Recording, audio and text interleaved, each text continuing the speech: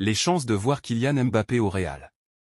Le monde du football est en ébullition alors que le feuilleton Kylian Mbappé et le Real Madrid continue de captiver les passionnés du ballon rond. Avec son départ du Paris Saint-Germain désormais confirmé à la fin de la saison, l'attention se tourne résolument vers sa future destination. Lorsque le Real Madrid semble être le principal prétendant pour accueillir le prodige français, des zones d'ombre persistent, alimentant les spéculations et les débats. Un flirt de longue date. L'histoire d'amour entre le Real Madrid et Kylian Mbappé ne date pas d'hier.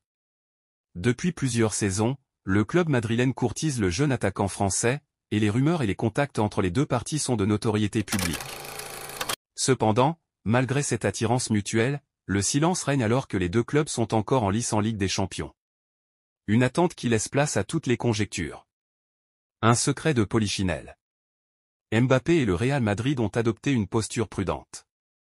Le joueur français, soucieux de ne pas perturber son équipe actuelle, préfère garder le silence quant à ses projets futurs. Tant que le PSG et le Real Madrid poursuivent leur parcours en Ligue des Champions, l'annonce tant attendue de son transfert reste en suspens. Une situation qui maintient les médias et les fans en alerte, l'impact de son arrivée atteint même des sommets sur les sites de paris sportifs. Où les parieurs sportifs aguerris et les nouveaux parieurs spéculent sur son arrivée et peuvent profiter du bonus de bienvenue VBet ou d'autres par la même occasion. Malgré ce mutisme ambiant, certains observateurs du monde du football ne cachent pas leurs convictions quant à l'issue de ce feuilleton.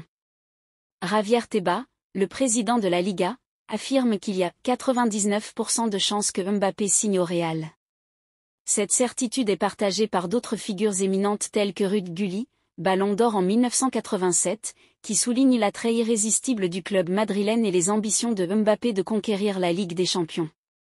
Conscient de l'attente fébrile du public, Mbappé aurait négocié avec le Real Madrid la possibilité de choisir la date de l'annonce de son transfert. Cette décision stratégique devrait intervenir avant le début du championnat d'Europe, au plus tard dans la première semaine de juin. Un choix réfléchi qui témoigne de sa volonté de préserver la sérénité dans un contexte médiatique souvent tumultueux. Un climat tendu à Paris. Depuis l'officialisation de son départ, ou du non-renouvellement de son contrat, Mbappé traverse une période délicate au PSG. Son statut a évolué et les choix tactiques de l'entraîneur ne font qu'exacerber les tensions. Dans ce contexte délicat, le départ vers le Real Madrid apparaît comme une issue favorable pour le jeune prodige français. Le Real Madrid représente ainsi la destination idéale pour Kylian Mbappé. Le club offre à l'attaquant français l'opportunité de rejoindre une institution mythique, de côtoyer les meilleurs joueurs du monde et de poursuivre son ascension vers les sommets du football mondial. L'officialisation de ce transfert ne semble plus qu'une question de temps, suscitant l'impatience et l'excitation chez les amateurs de football à travers le monde. En attendant, le suspense demeure intact, alimentant les spéculations et les pronostics. Mais une chose est certaine, le prochain chapitre de l'histoire de Kylian Mbappé s'écrira très probablement sous les couleurs du Real Madrid. Ligue des Champions. Real Madrid, Manchester City, Vinicius écrase la C1. Vinicius Junior a une nouvelle fois brillé avec le Real Madrid ce soir en Ligue des Champions. Match d'anthologie ce soir entre le Real Madrid et Manchester City au Bernabeu. Les deux équipes se sont quittées sur le score de 3-3 après une pluie de buts exceptionnelle. Si De Bruyne, malade avant la rencontre, n'a pas pu participer à cette rencontre, du côté des Madrilènes, c'est une nouvelle fois Vinicius qui s'est illustré mais par la passe cette fois-ci. Acteur primordial et indispensable de la Maison Blanche, il a réalisé 2 passes décisives, Rodrigo 14 et Valverde 79. Le Brésilien, avec cette prestation, devient premier d'un classement depuis la campagne 2021 à 2022 de Ligue des Champions. Joueur le plus décisif en C1. Le joyau du Real Madrid s'est encore illustré ce soir en inscrivant 2 passes décisives. Vinicius devient le joueur le plus décisif de Ligue des Champions depuis la saison 2021 à 2022. Il est impliqué dans 29 buts de son équipe en C1 avec 14 réalisations et 15 passes décisives. Ces statistiques font de lui le joueur le plus décisif dans la compétition la plus prestigieuse d'Europe.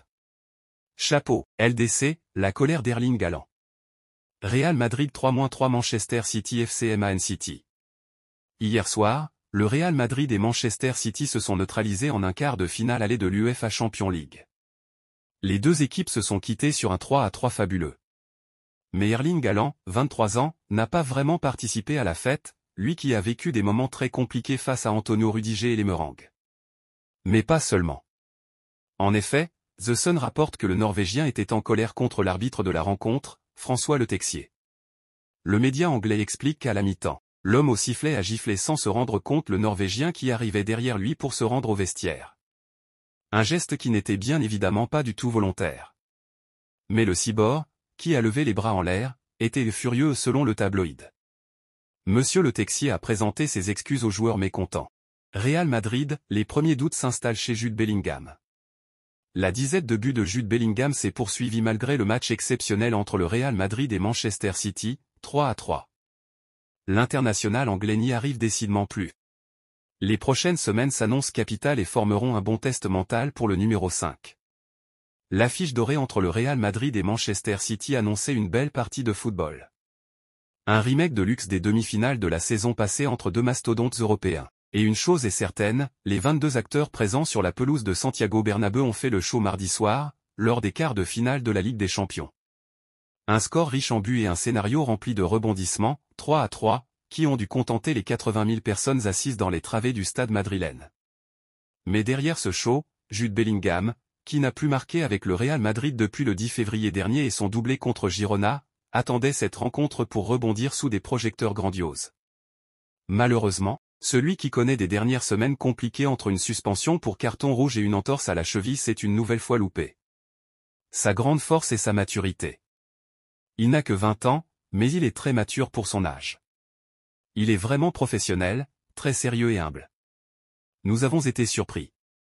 Nous n'avons pas été surpris par le joueur, mais par la personne. Je le répète, pour son âge, il est vraiment, vraiment mature. Voilà ce qu'affirmait Carlo Ancelotti au sujet de l'international des Trillions, en conférence de presse avant la rencontre contre Manchester City. Si le talent de l'ancien joueur du Borussia Dortmund n'est plus approuvé, au même titre que son potentiel ou sa précocité, il connaît néanmoins un petit passage à vide ces dernières semaines. Et sa copie très neutre, trop stérile contre les Citizens mardi soir illustre la baisse de forme du natif de Stourbridge. Fort heureusement, le journal Marca a encore indiqué que Carlo Ancelotti n'était pas du tout inquiet pour son joyau anglais. Real Madrid, Raúl nage en plein cauchemar. Encore trop invisible. Aucun but, aucune passe décisive. Fait assez rare pour être souligné cette saison, surtout dans une rencontre où les Méringues inscrivent 3 buts, encore un match gris pour Bellingham, qui chute dans la séquence décisive de la saison. Est-ce qu'il joue mal? Non. Mais il n'est pas la star dont Madrid a besoin pour remporter la Ligue des Champions. Soit Bellingham se lève pour le retour, soit le retour à l'Etihad semble presque impossible. Contre City, il a essayé, mais il a manqué d'énergie et d'étincelles, a analysé le quotidien espagnol Marca, dans son débrief d'après-match. Dans l'émission Carrusel Deportivo, diffusée sur les ondes de la Cadena Ser, le consultant et ancien joueur du Real Madrid, Álvaro Benito, a froidement analysé la copie amère de l'anglais de 20 ans. PSG-Barça, Jules Koundé s'agace avec Kylian Mbappé. Koundé. En Espagne, beaucoup de monde attend de voir Mbappé faire mal au FC Barcelone. Surtout du côté de Madrid, forcément. En conférence de presse avant ce choc entre Catalans et Parisiens, Jules Koundé a été interrogé à plusieurs reprises sur le futur madrilène. Et au bout d'un moment, il n'a plus hésité à montrer son agacement. On verra quel plan a l'entraîneur. Mbappé, je le connais bien parce que je joue avec lui en sélection, c'est un joueur qui fait la différence. On tentera de le stopper, mais au niveau collectif, le PSG est bien plus qu'un seul joueur. Dembélé et Mbappé sont de grands joueurs, ils ont la capacité d'éliminer facilement leurs adversaires, a-t-il d'abord lancé, répondant à 2 questions sur le Bondinois, avant d'être encore relancé, vous avez beaucoup de questions sur Mbappé, rire. Je préfère parler de nous. LDC, Xavi explique pourquoi le PSG est favori. Le choc PSG-FC Barcelone comptant pour les quarts de finale de la Ligue des Champions approche à grands pas. Sur le papier, les 2 équipes sont assez proches et les 2 entraîneurs se renvoient la balle pour faire de l'autre le favori de cette double confrontation. Après Luis Enrique plus tôt dans la journée, c'est Xavi qui a dévoilé les raisons faisant de son adversaire l'équipe la plus forte. Quand je dis qu'ils sont favoris, je ne le dis pas pour en faire une stratégie.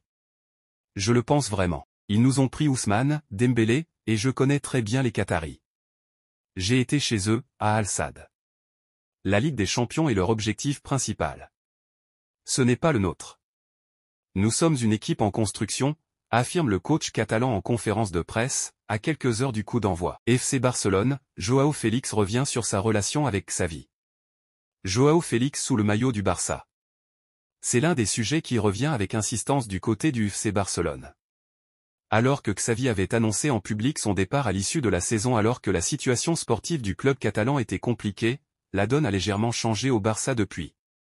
En effet, deuxième de Liga, les coéquipiers de Robert Lewandowski peuvent également viser un sacre en Ligue des Champions à quelques heures d'une double confrontation face au PSG en quart de finale. Mais alors que l'avenir de Xavi semblait scellé, plusieurs personnalités du club catalan essaient de le faire rester. Les dirigeants y travaillant depuis quelques semaines en catimini, Joao Félix a mis son grain de sel dans l'histoire ce lundi. En effet, dans un entretien accordé à Radio Catalunya, l'attaquant portugais est revenu sur la relation qu'il a avec son coach et a affirmé qu'il aimerait qu'il reste, c'est un homme fantastique. Il comprend très bien les joueurs parce qu'il a été joueur, il comprend ce que signifie représenter le Barça et il nous comprend très bien. Il nous aide et nous aimons ses idées. Nous sommes avec lui. Son maintien ? Mais ce sera au président de décider. Quelle que soit la décision du président, l'équipe sera avec lui.